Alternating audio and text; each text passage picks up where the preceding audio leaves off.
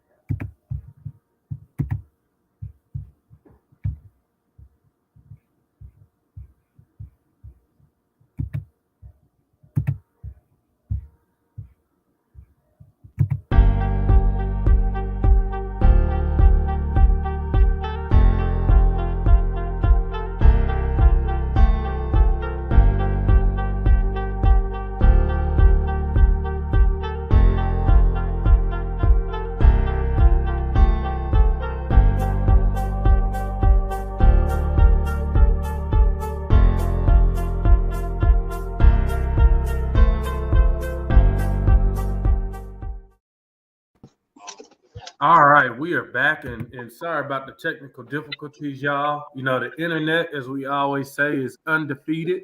So we are back up and rolling it. And what we were talking about, just to get back into it, was the test scores and just looking at the article. We were looking at some of the numbers, and we have grown. You know, in one area, we grew 6 to 7 points since the pandemic, which was good growth. In one area, I think we grew over 7%. But I think the hard part that we were looking at, even though we have had 6 to 7% growth, it was hard to celebrate something that was back towards pre-pandemic levels when we know before the pandemic we had an education pandemic right in our communities because our kids could not read and do basic math. And so this is where we find ourselves as we're looking through and trying to understand. Yep, the internet is undefeated.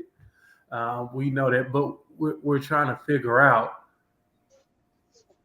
how do we continue to move forward without celebrating being at a level where the super majority of our kids are still behind. And what do you think, Ms. Moffin? It goes back to doing it.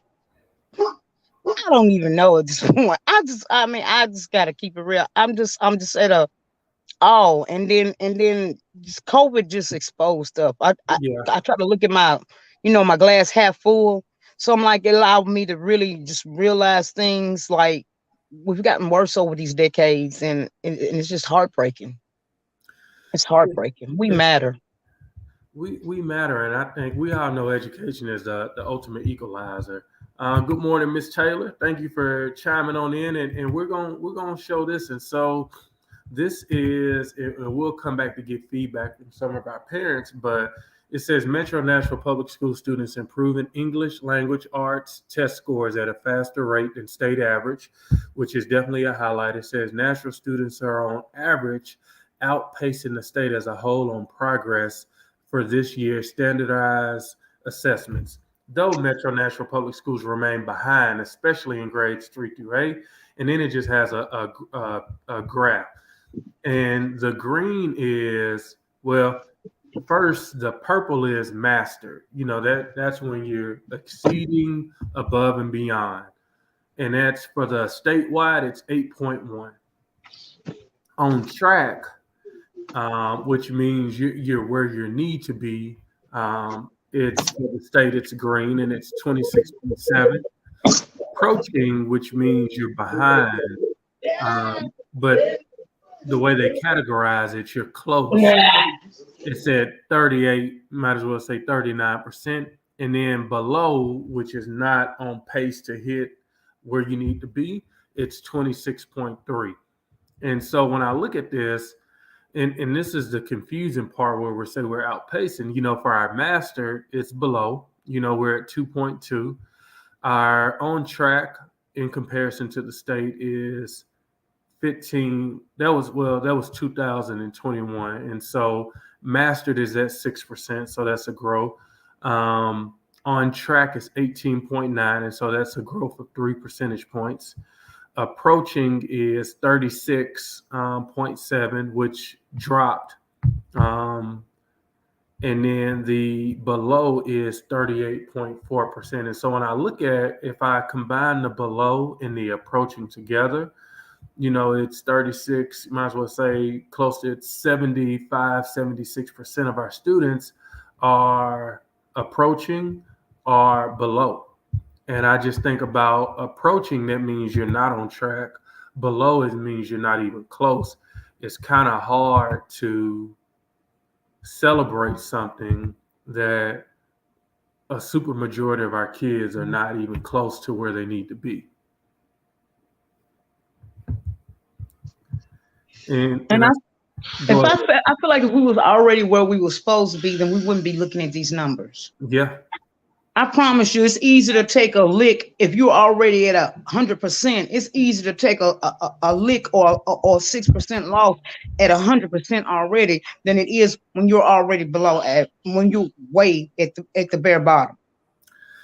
Yeah, and that's hard. I mean, I think somebody got triggered by when we talked about celebrating, because it's hard to celebrate something. What I was saying when I ran track, my first race I may come in 8th. My third or fourth race, I may build up and get 7th or 6th. Once the race was over and I got to 7 or 6, it was a quick pep talk like, hey, you're growing. But when I got home, it wasn't a celebration. It was like, hey, like, okay, like, you growing. That means you got to continue to work hard. And I also got to think we got to put our sights on what does that mean when we just grow at such a low number. So if we're growing 3 percentage points a year, in 6 years, it'll be 18. And it's still below the 25% mark of achievement. And it's a little confusing.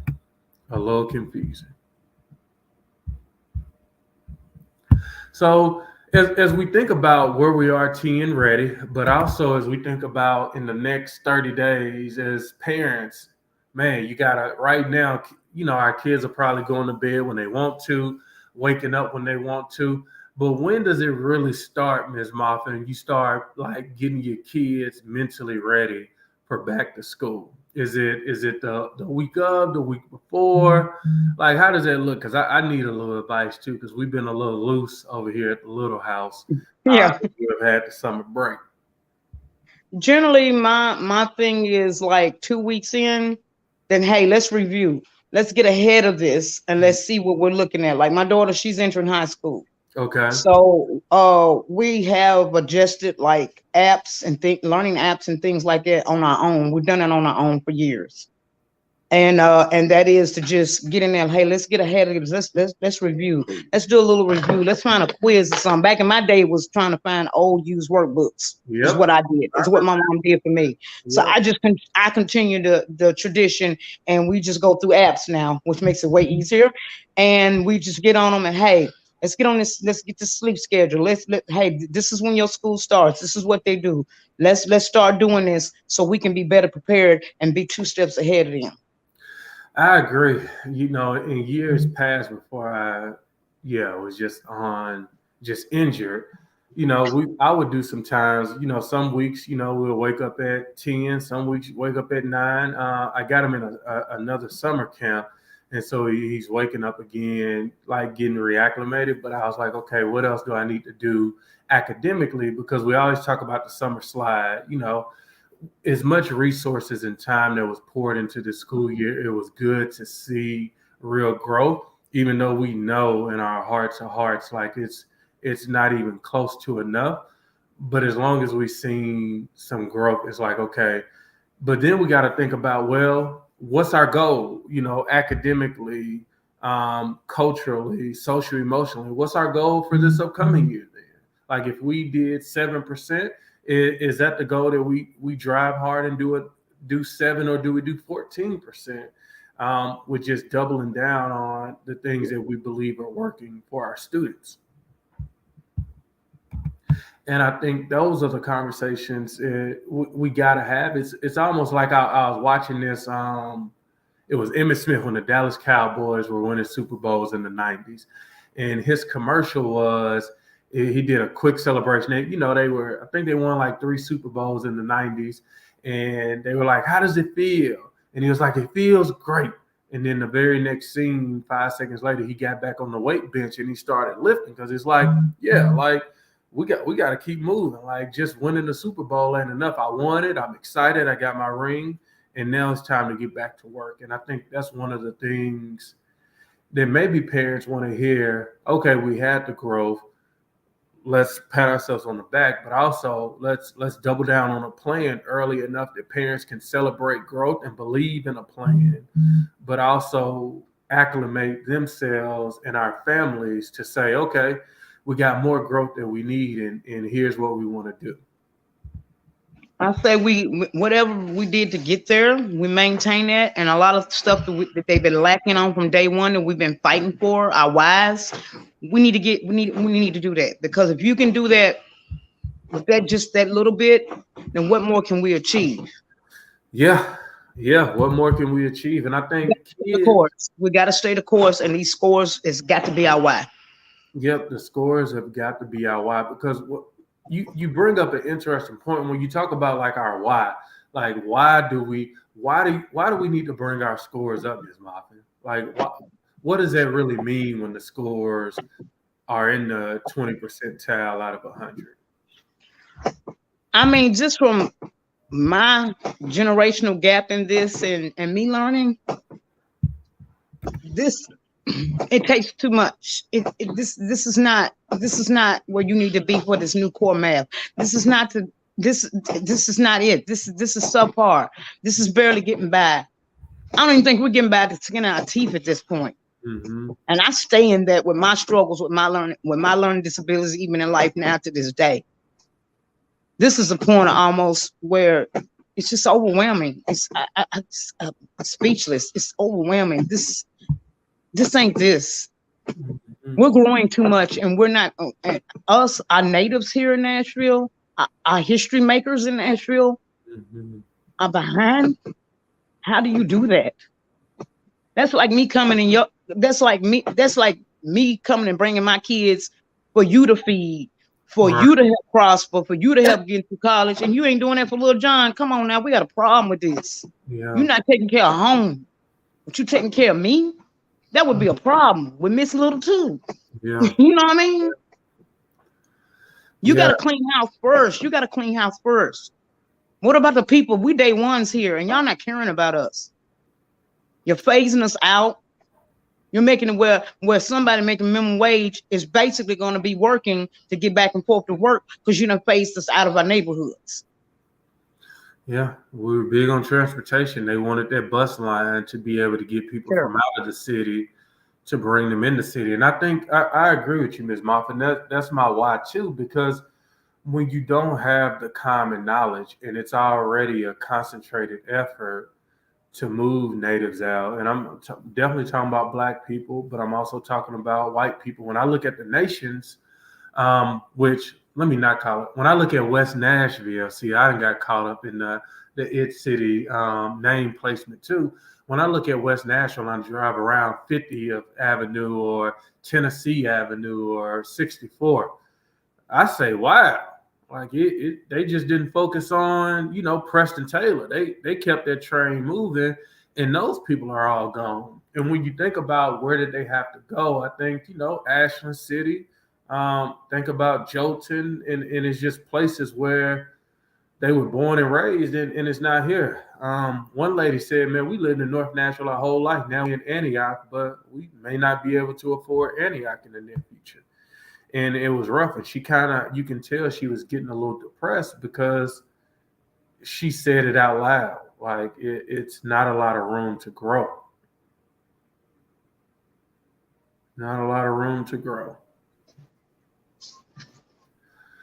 So when we think about just getting ready for back to school and we connect this with our TN Ready test or what we used to call it TCAP, like I think it's really important that we do some things and propel parents be on the lookout as we get close to the end of the year. We're in the process of thinking through a back to school bash, not just to give out school supplies, which are important, but to really get parents all on the same page of what we expect, what we demand, and what our kids deserve. And so that's coming up. But we also want to take time to go right into the community. So be on the lookout for that. Your organizers will be reaching out when we go right into our communities, Ms. Moffitt, and knock on doors of parents who have kids in metro schools who are excited about the upcoming school year, but also anxious about what's next.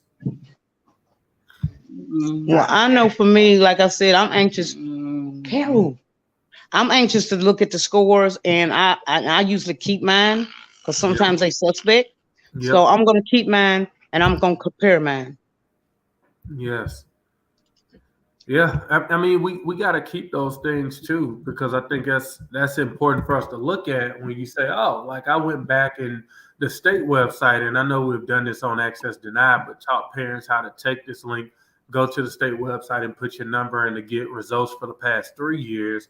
And I saw how my son was at one place and he went down, and so I'm interested to do that same process again this year to see where he is, because yeah, like, who it's his life. It's his life. And so one of the things that I want to end on, Ms. Moffin, for this week, it was a senseless killing. I want to say it was June 24th, through the Slay family. And it was a kid who was, and when I say kid, he was 24 years old, had never been in trouble, educated in public schools. His brother has his own radio show, was a big time basketball player. He was gunned down, and the family needs closure.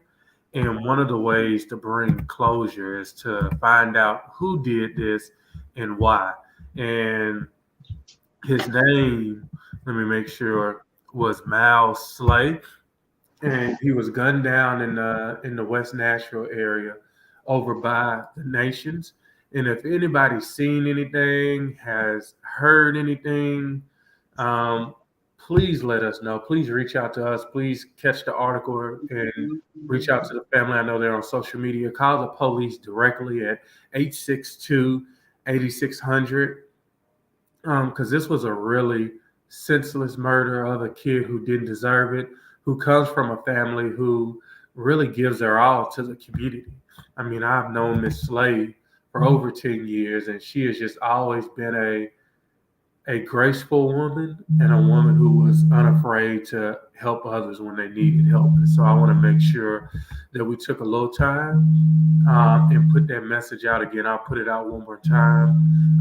Mal Slade, he was gunned down, unfortunately, on June 24th. They don't know what happened. They're looking for answers. And so if you have any information you may have heard through the grapevine, which you don't know it may be right, I think anything at this point of getting the family on the right track will be very helpful. And I just read one part that said he was focused on his music career and taking direction from Christina, who is his sister, who used her administrative and people skills to guide him at networking events and manage his career. Though she knew he was driven, he was still young. She had to trust that he was receiving the advice that she gave him. And it just says Mal Slay was gunned down as he walked to dinner in the Sylvan Heights on June 24th. Police said he died shortly after arriving at Vanderbilt University. And so our hearts go out to the family. Our hearts go out to the community and everyone who knew Miles and Miss Lolita and her family. And again, if you know something, feel free. Please dial 615-862-8600, or if you even need to reach out to us and we can get you connected with the proper authorities. But thank you, Ms. Moffitt, for jumping on. I know we had some technical difficulties, but thank you always for jumping on and giving your strong perspective from a woman who, like you said, who was born and raised here, who was raising her kids here, who have seen the good, the bad, and the ugly in the school system. And when I think about you, I just know you're not taking any BS anymore.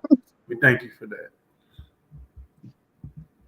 All right, guys. Well, we will see you next week. It'll likely be Sonya, myself, and more parents, and maybe Miss Moffin. But we will check you guys next Wednesday right here at 11 a.m. Thank you guys for tuning in, and we will see you next week.